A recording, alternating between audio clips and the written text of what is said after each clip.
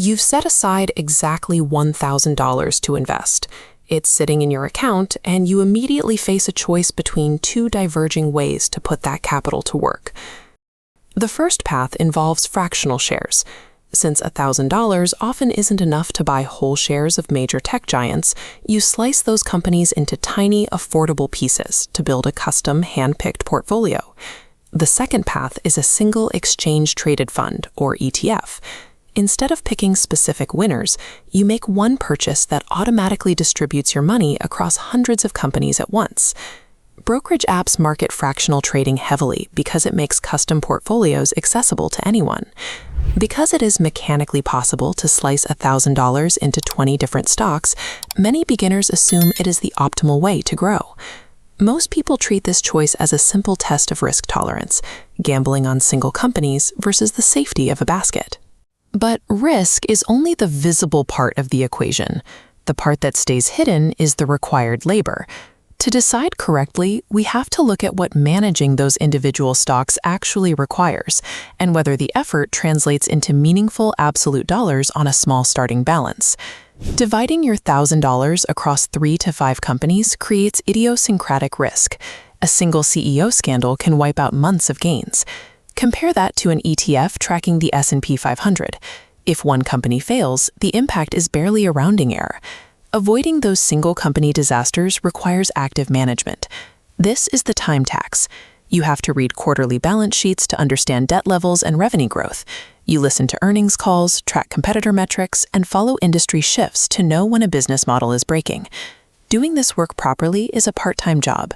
True fundamental analysis demands roughly 10 to 20 hours of research every week. Let's assume you do that work perfectly. If the market returns 10%, you miraculously beat the average, returning 12%. On a $1,000 scale, that 2% outperformance equals exactly $20 in extra profit for the entire year. When you look at the hundreds of hours required to earn that extra $20, picking individual stocks with a tiny portfolio starts to look like a high-stress job that pays a few pennies an hour. There is also a psychological cost. If a beginner gets lucky and an early stock pick doubles, that success often creates more danger than a loss. Behavioral finance identifies this as self-attribution bias, the tendency to mistake random market luck for personal financial skill. This bias leads to unearned overconfidence. Investors start trading more frequently and doubling down on concentrated bets because they believe they have a unique insight.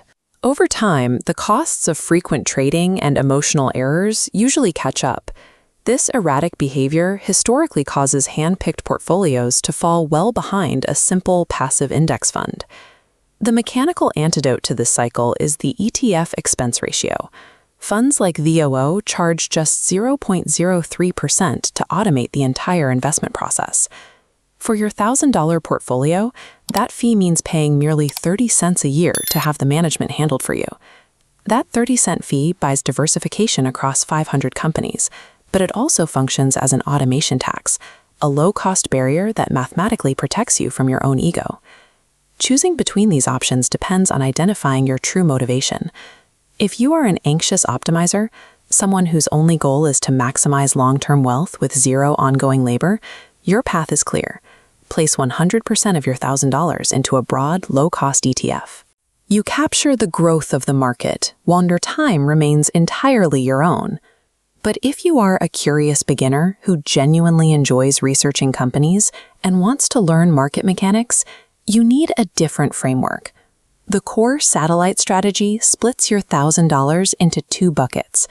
$800 goes to your core, a broad market ETF providing foundational growth.